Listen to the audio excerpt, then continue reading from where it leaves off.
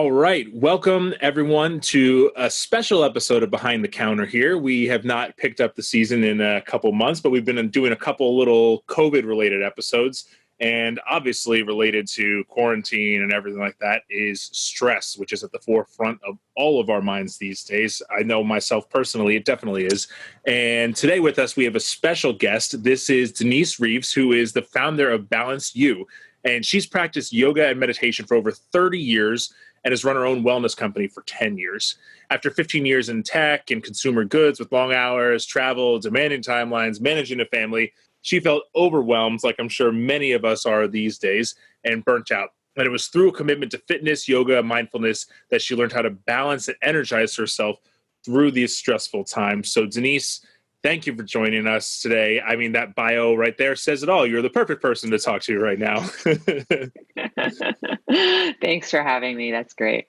Absolutely. Great. So let's start off right there. So tell us a little bit about your story and your background and, kind of what led you to be here today and doing, as I'll say broadly, the whole wellness thing with stress and yoga and all that good stuff. And I mean, my story is, I think, a lot of people's story, which is maybe when I was a little younger, I would use hiking or an athletic venture or sports. And I mean, I think I'd always been interested in yoga, even before it was as mainstream as it is today. Sure. But in the same breath, I was moving at a rapid pace towards this thing in front of me.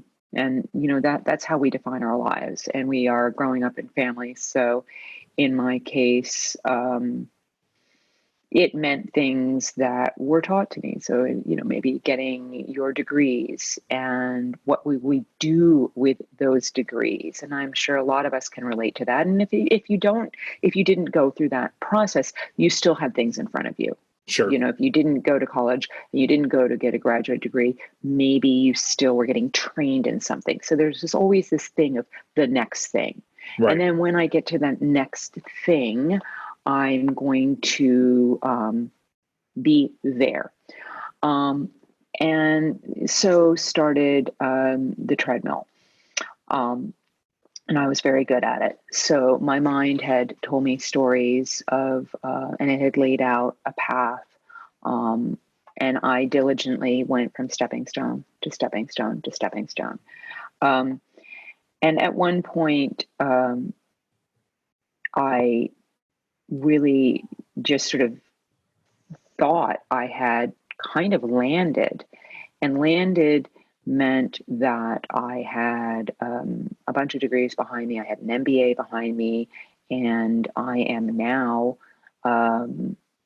working. And I'd worked before, but now I'm really working in, and this is my first really big, powerful job, and I'm doing marketing, and I'm working overseas, and I'm exactly what I wanted to do. I mean, it's as if I had manifested exactly what I thought I should do. So in my case, I'm doing consumer goods, and I'm doing project management. I'm traveling around the world, and on top of all this, I had learned some languages, and so it's just been a big, long road. And I will be honest, since I was still young, I'm not seeing the signs, but they were coming. Sure. And here's what it started with. It started with more on the physical. So I'm exhausted, and I am not balanced. So there is not this sort of, no longer do I have the time to create a balance in my food and my working out, because these hours of pushing have overtaken my life and my day. Sure. And while there were signs of imbalance and discontent, that's what they look and feel like, I probably wasn't yet able to label it. So I continued and ended up coming back to America, switching industries, moving into high tech. which that's a nice on the break. hours that, I know, like really. And, marketing in high tech is not any less stressful. And there's still a lot of travel, maybe not quite as much on the international, but still I was traveling internationally. And it was really, and I'm still starting to break down, but again, not labeling it, except that the body's breaking down. Sure. And I think that, and I want to pause here, that each of us has our threshold. Okay. So my threshold, so somebody else's threshold might, my threshold was adding more to the mix. And it doesn't mean that, the family was the thing that really threw me over. So I ended up getting married and having kids and still trying to maintain all this. Sure. And so this was the straw that broke the camel's back. And, it was 1 kid, 2 kid, and 3. And there were definitely indications with the kids, but the me was just trying to do it all. I was trying to be there for everything and everyone, and that was absolutely impossible to give 100%, which I had been, and I don't think anyone did it. Somehow I had the idea that there was this perfect powerhouse. Sure. And that she could do everything. Sure. So the result of that was I started to get sick. And I mean sick in my physical body I was getting anemic. I was having respiratory issues. But frankly, now looking back at it, these were just side effects. Sure. Because we really couldn't find anything wrong with me. These are just side effects of this sort of breakdown in my system. Like I didn't have asthma, even though it kind of resembled that. And really the reason I was anemic was because I was also just too tired. Right. So, I'm not looking at things in a balanced way. Sure. And so the breakdown was, so basically at the end of the day, I started to reflect in. And this was the pivotal point for me, because I had been looking outside of me for years. The next thing, including looking outside of me for the solution to how I was feeling. Okay. Sure. So I'm running to the doctors, or I'm, whatever. Even if we are always running, always running. Even, and I want to point this out because maybe some of your clientele is more into the natural supplements and all that, where there's absolutely a place for that. I'm a fan myself, but that being the solution. Sure, understood. Only. Are you following me? Sure. Yes. Or we might do that with a med. That being the solution. Again, it's not. It's outside of me. Yeah, Band-Aids. So it was there that there reached a point where I ended up finally retiring from the career, taking on the full-time motherhood, which, by the way, wasn't that easy for someone like me to do. Sure. I know that a lot of people are oriented this way, but I actually resisted.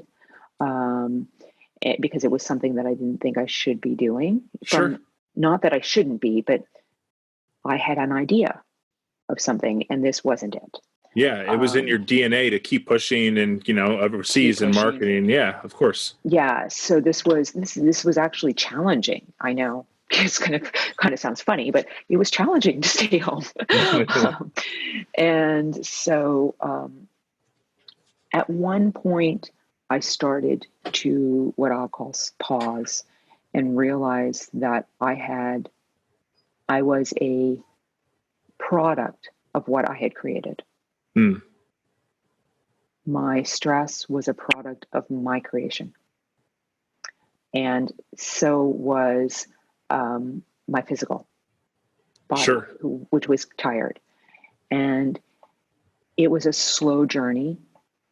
But as I slowly started to take responsibility for my own state of being, my own state of mindset, my own physical, I realized that these pauses were starting to switch me over. And I was able to start to see that much of my stress was due to some choices that I had made. Sure. So that was a turning point for me. But my stress was real, but it was also something that, and if you heard that story, you would say, I made choices, right? They were of my creation. It was of my creation, right? Yeah, I mean, it's easier to see that from afar than it is to see it when you're knee deep in it, But it takes that, I guess, that initial ownership, and then, the initial acknowledgement, and then the ownership, I guess, to start making progress there. So, here's a question that I had. So, especially when we were talking about, early on in your story, you're talking about, I mean, I'm talking all over the place now. Stress can be a good thing, right?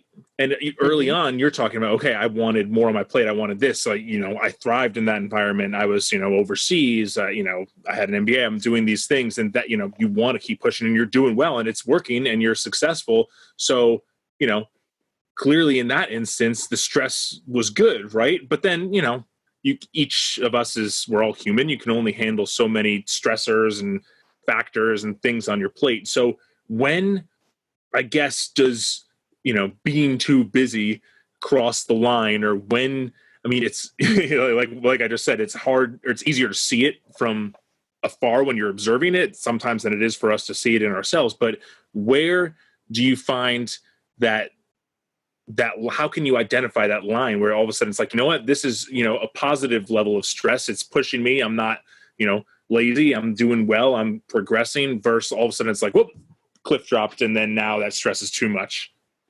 So I think that this is a lot to do with, I believe, and I honestly believe this, that we get indicators in our world and we don't see them. So I'll give you an example. When I was in Japan, there's a system there within the corporations, just a different environment, where you do get when you're, they once a year like to do blood work just to make sure everyone's okay. And it was fine.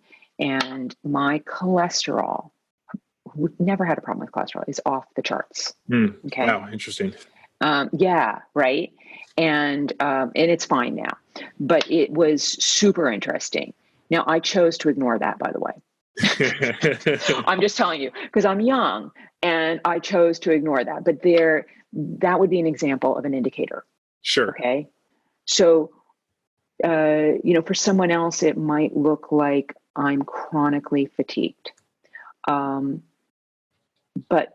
we get these indicators, stress in the moment, that fight or flight is absolutely made for the system. This is part of the human animalistic nature, right? That's why we've heard these amazing stories of, and I'm sure if you haven't heard it, they're crazy. You can look them up, but that mother sees her dog or her child that she loves to death underneath a wheel of something very heavy and picks it up and grabs it. Sure, yeah. I mean, and those things happen. They really happen. And they happen because our systems are built that way.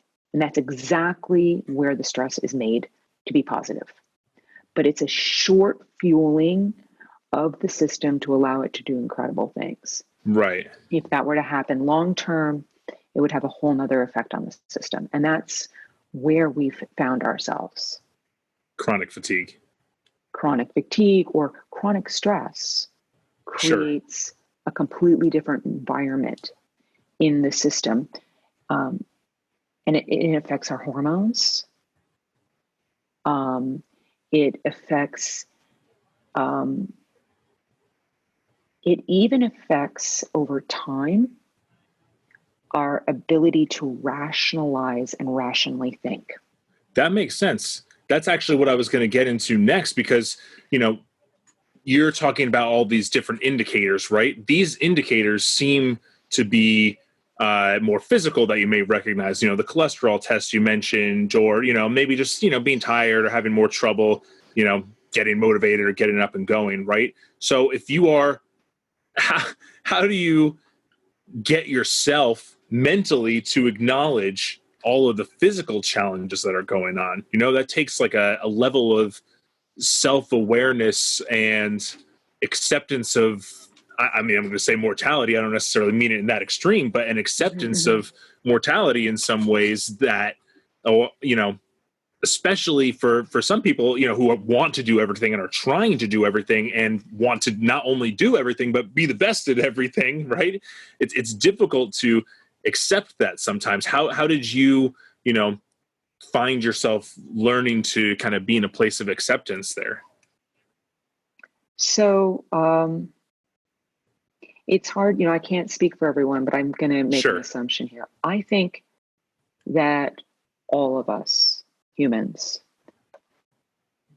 really and I call this sort of the instinctual thing, whatever we call this, we're all looking for a place of ease, of contentment, freedom. I'm just throwing out words here, right? Yeah.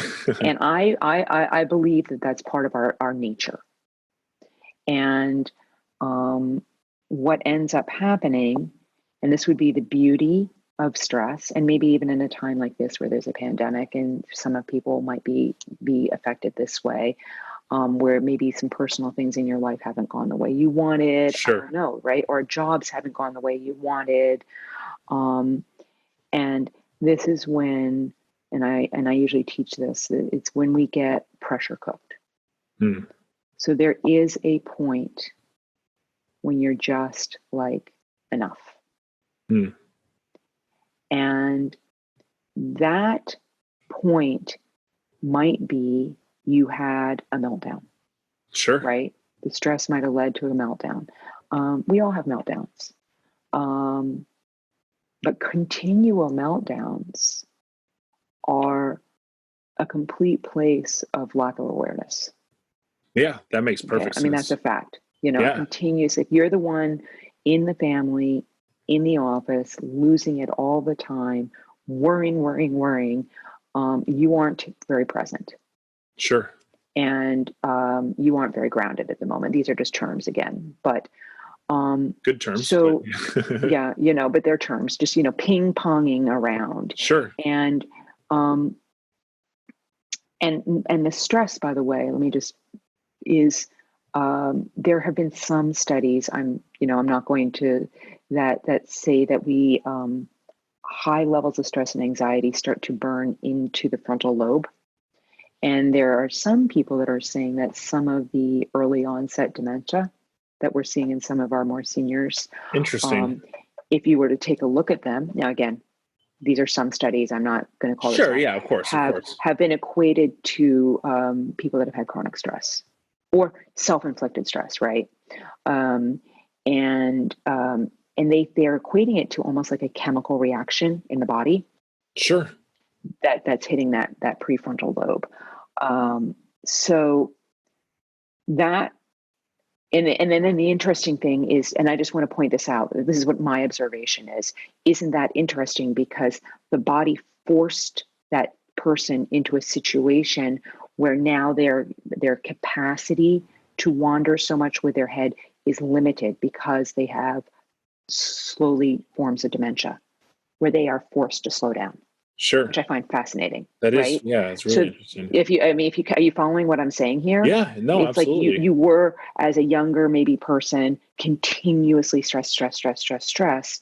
And there was one study that said, okay, now you're burning out the frontal lobe. Now your capacity to do what you did in the past is not there because you are actually forced to be very present. Now you've got the downsides of that too, where your memory is just shot, right? But you're leading a much simpler life, which allows that body to relax again. Now, this is not an ideal situation for people, but I find it fascinating. This is what I'm saying, that there's a default that we want to get back to. Yeah. Where I'm going. Find that systemic balance, I guess, or, what's the word I'm looking for? Crap, the word is escaping me. It's like the scientific word for Homeostasis, I guess, is the word I was looking Right. for. For Yeah, yeah, sure. yeah. Yeah. And someone like me would say that's part of the human system. Interesting. And so you were asking me about, so this comes into, so let's just kind of go to where I'm going to. My personal favorite neuroscience, if you'd like, because I'd like to say this is a neuroscience of looking at stress that I like a lot, is mindfulness. Okay. Yeah. And mindfulness is this bringing present moment awareness into the self. Sure. As a tool to help with stress management. Sure. So that's, sorry, I didn't mean to cut you off there. Go for it. No, I was just going to say, if I were to have one like recommendation for your audience, if you were really having a very, very stressful time in your life, and there's just lots of things going on and lots of stories, or I don't know, we have lots of things that trigger us, right? Because mine might have been work in the family, but yours might be something else. And you were to ever look for, and I mean, let me tell you, I'm stressing the word therapist versus psychiatrist at the moment. Sure. Therapist. I'm a really big fan of the therapists that have been trained in mindfulness as well. Sure. They bring a whole nother angle to it and can help you. And this is if you just don't think you can do it on your own. I mean, I'll talk about things today with us that we can do on our own, but I'm going to say that is just my recommendation to people out there who really do think they need an extra set of ears and some help would always be to say, if you can find a therapist that's also been trained in mindfulness, I personally think I'm a fan. Sure. Yeah. It's funny because there are a lot of skills you can build in the world, like, I mean, we were talking about business or marketing or, math, if you want to put it down to, or even physically,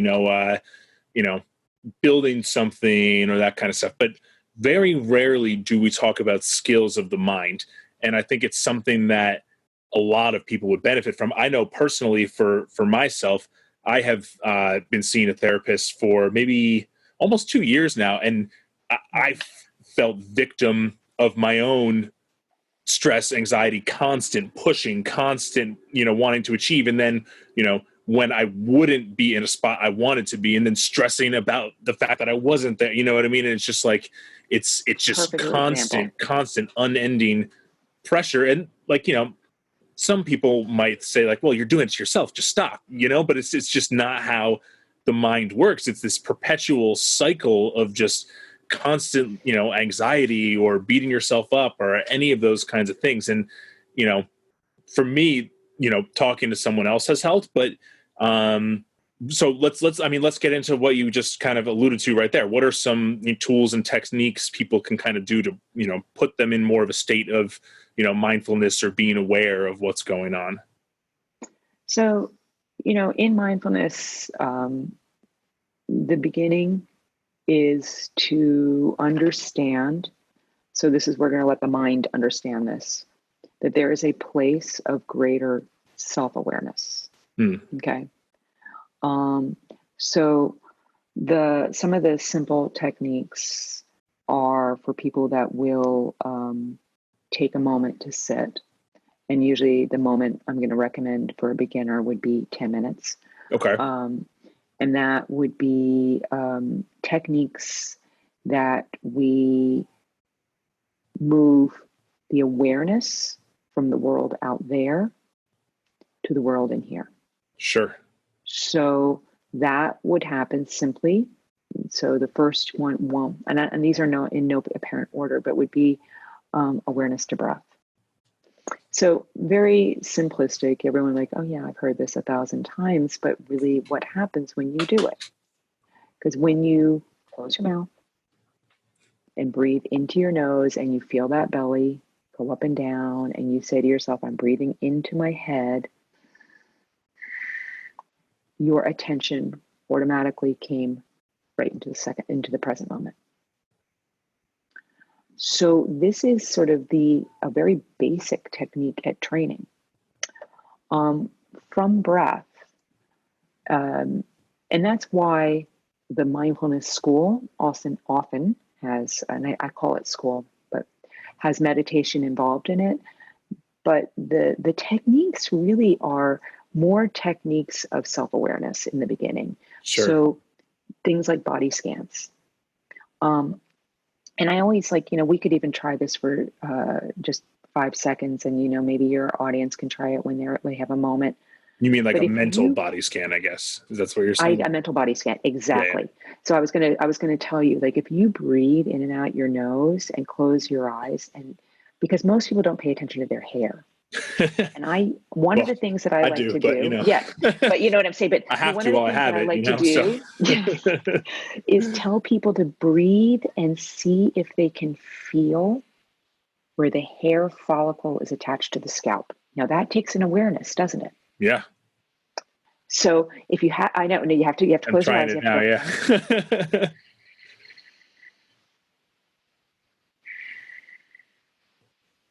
Interesting. And usually I know we have to do it with some breathing, but that would be a guided body scan, and little things like that, and can you see that if you these are crazy things, but if you mentally say, okay, I'm going to relax the muscles that connect to my eyeball in the back of the head. Like, who does that, right? Yeah. But I'm asking you to do these obscure things that we don't usually think about, because you will notice, in fact, that you will have an effect on this body. Sure. So there we go. So first we said mindfulness of breath. Then we go into mindfulness of the physical body. Sure. And the third thing that's taught is mindfulness of thought. Okay. And breath, body, thought. Breath, body, thought. And you do, as I said, you don't have to do them in any apparent order. And so that is honestly, for many, the more challenging one to start with, because you're sitting there and thoughts are continuously going across the brain, right? I don't even know. I mean, how many, I couldn't even imagine. I think people have said 90, 100,000 thoughts a day, more. I don't know, right? Crazy amount. And who knows? Anyway, these thoughts are coming through. And what if you could start to see them without attaching? Meaning like attaching them to each other? They just kind of pop in and pop out? Is that what you mean? Or attaching them to a story? To a story, okay. So suddenly you're thinking about dinner. Mm-hmm. And then you're thinking about who's cooking dinner. Mm-hmm. The next thing you know, the story attaches. Darn it, I didn't get blah, blah, blah at the market today. Right. Shoot, there's no more time left. Then do you see what I just did to myself? Yeah. I spinned myself into a state of I didn't do enough. Sure. All because I thought about food. Yeah. And that's it for me. I think about food almost every second of every day. So, but do you see what I'm saying? So you can create a story out of the most mundane things. Is sure. What I'm pointing to. And those things actually can create a story, and then create a situation, and create a whole thing. And all of it happened right here. So how do you break those stories then? Is that like, I mean, when I've done, yoga or meditated, is music I've found, can help? Are there any other, like, would you agree with that? Or are there any other things that help break those thoughts as opposed, is it the breath? What's the key component there? So this is a practice.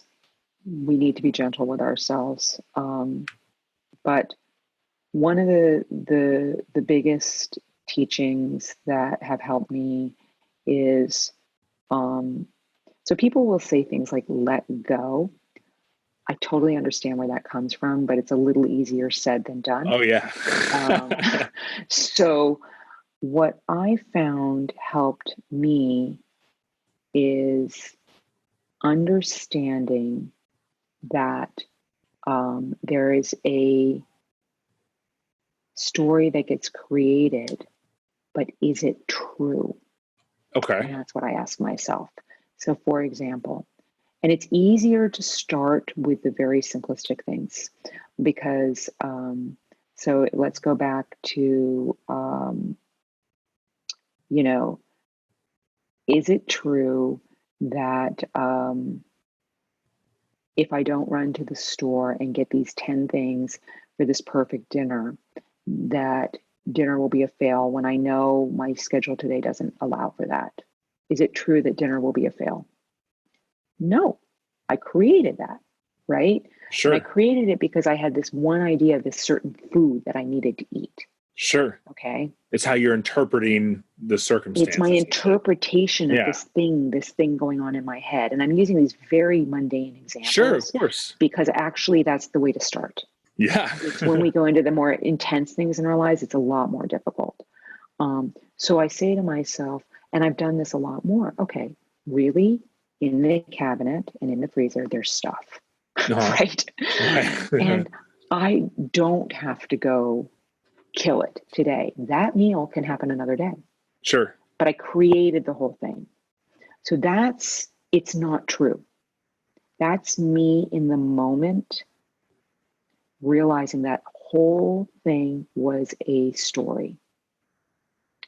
And this sounds really simplistic, but it's actually not easy work.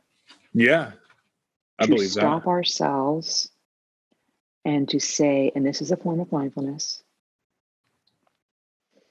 is it true? Because the truth of the matter is all that we can ever do is operate in the moment now. That is the place that you are.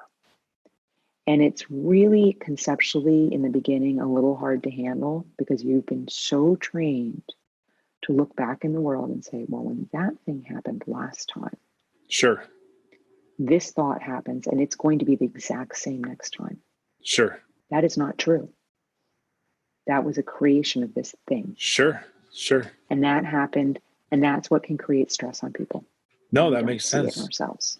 That makes sense. So we are unpacking, and then and I think I've mentioned this to you before when we chatted offline, but it's like a program that we're running.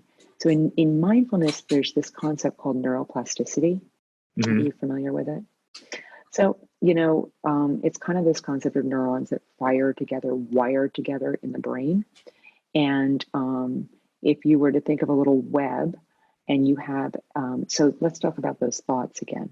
The thoughts come in, but what makes a thought stressful is that we also had an emotional response with the thought. Okay, sure. Okay, so when a thought attaches to an emotion, okay, it fires into the brain, and we have neural pathways. And this is the newer science of neuroplasticity. Cool. And what happens is we get our systems, it's autopilot, aren't at all aware of this. Okay. So you have a thought, you have an emotion or trigger, emotion, and you're in the same pathway. And that's why if you think about yourself or your loved ones or people close to you, there's often some similar reactions, different situations, but similar reactions. That is what's happening. Sure. That's what's happening. So what mindfulness is finding and is that we can actually retrain ourselves so that the neural pathway isn't used as much. And what happens is eventually, with some training, it dies. So you're literally reprogramming the way that you're operating. Interesting. That makes sense. It makes perfect sense. It's really interesting. It's a great newer science. Newer meaning, it's been around for, I don't even know, 15 years, but it's more and more developed. The science side of mindfulness spends more time in this. But the way we operate is it's like a tractor, and it's going down the same path again and again and again. And it's grooving its wheels down the same path. Sure. And what we're saying is we're going to turn left or right. And eventually it's going to rain. And if you're not going down that same path again, it's gone, right? If it's just dirt. Yeah. Well, that's what we're doing within ourselves. Interesting. So how do you feel about if that's the case and you understand, if you sit down, take a minute and understand, I guess, the source of what is causing some of those pathways to connect with emotions or whatever it is, and you eliminate that, or at least take a break from it. Like for me, my phone, there are times when I'm just tied to it. If I see a notification, even if it's like something, trivial, like, oh, it's so-and-so's birthday today. And it's someone like who I knew, 20 years ago, I haven't talked to in 20 years, but like, I just feel compelled to go on my phone, clear the notification. It's like, it's like an addictive thing. Or if you see something that, is prompted, whether a message or a news story or something like that, this was actually my therapist recommended this, but I tried a full day of just no technology whatsoever, just to completely eliminate any kind of those, stressors, or not even really stressors. It's more just something that happened and I am reacting to it, like I'm choosing to react in that way or whatever, I tried even removing that, which actually was super helpful, to take a break in that sense. I don't know how you feel about that, but I'm just always glued to technology. Yeah. So, yeah. Okay. So, since you've brought up technology, let's talk about that for a second. So my personal observation as a mother as well, technology, so it right in the vein of neuroplasticity. Mm-hmm. Technology is, and the phones and the TikToks and the Instagrams with the 10-second or 20-second, whatever they are, stories. Right. They are creating and perpetuating this cycle. Sure. There's no break between it because you go from one to the other. So it's a lot of input. And what happens is the mind is coming in and it starts in a bunch of things. Often there's either, maybe it's a birthday. Oh, shoot, I should wish them a happy birthday. Okay. Or maybe you're a young female and you're like, oh my gosh, this is what beauty is. Sure. Okay. Sure. Or this is what health is, or this is what strength is. But whatever it is, the message to you is, and I'm not doing it and I'm not enough. Right. Or even just in general, happiness or success or any of those kinds of happiness things too. Or success. And let's look at that mindfully. This actually comes into one of my mindfulness techniques that I really adore. I use it all the time with myself. And it's the perspective thing. Okay. So most of us are looking at our worlds from what I call the little I. So I'd like you and your audience to think of a circle in a circle in a circle in a circle. So concentric rings, right? The little circle is who? The little I. Okay. Most people are operating from that space. Someone in a lot of stress is only looking inward at me, I, and this thing called the outside. Okay. So if we use social media for an example, and the way the concentric circle concept is taught is the next layer out would be the next group. So it might be the other person. Okay. Your friend. So we'll use social media as an example. So I see a post. I see a post and I think, oh my gosh, that's the epitome of happiness. Okay. So I would go out to the next level and I would say the person who posted that, what was going on then. And I might say, well, actually, they hated themselves hiking to the top of that mountain, right? Sure. They were swearing the whole way up, but they made it up. So this is their Instagram moment, okay? So the moment I can see one other angle of this, it's not quite as sexy anymore, right? Okay, sure. So that's the next ring out.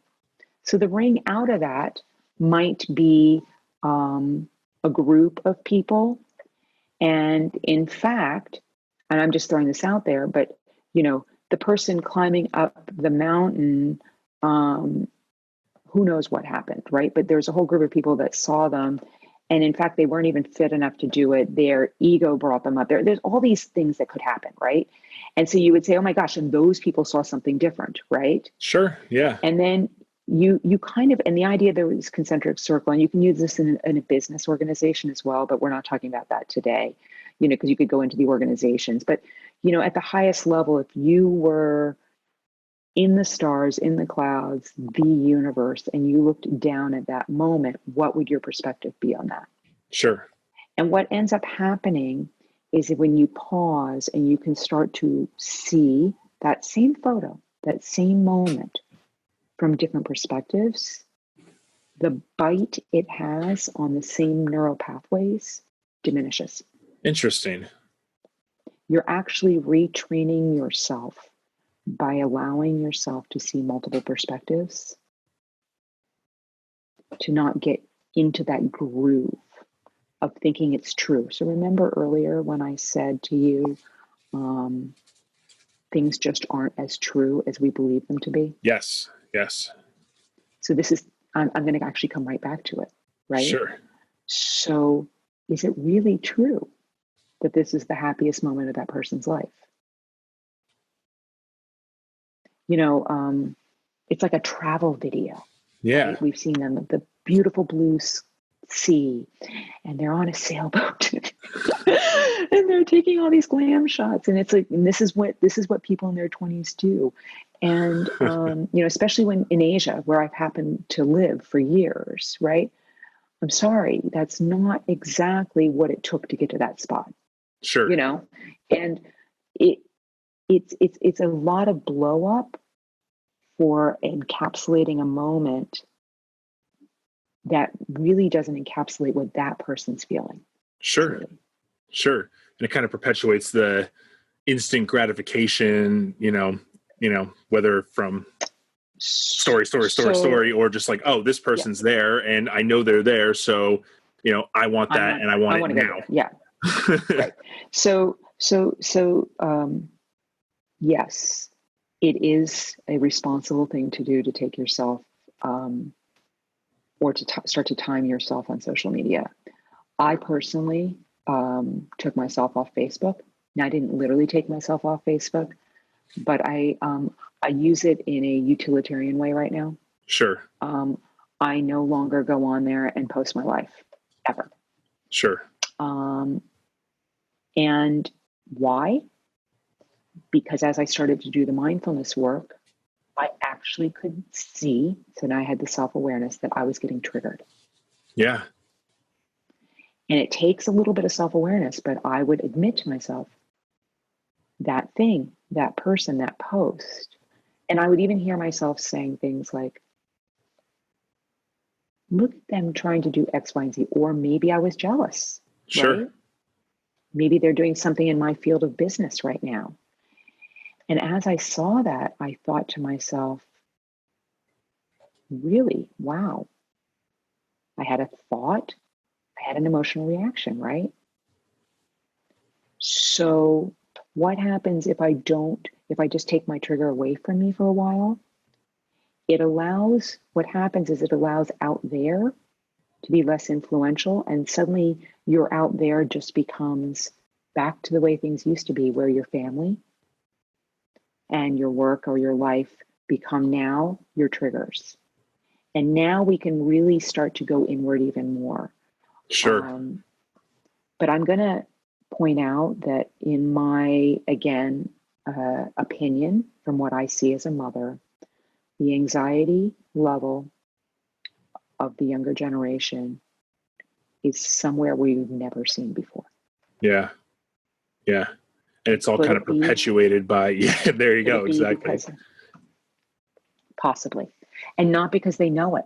You following me? Not Yeah. because it's deliberate or any of these people really are bad or the kids are bad or none of it. Sure. It's a programming. I literally think it's programming and creating those pathways. And we're so out here looking, and then nervous.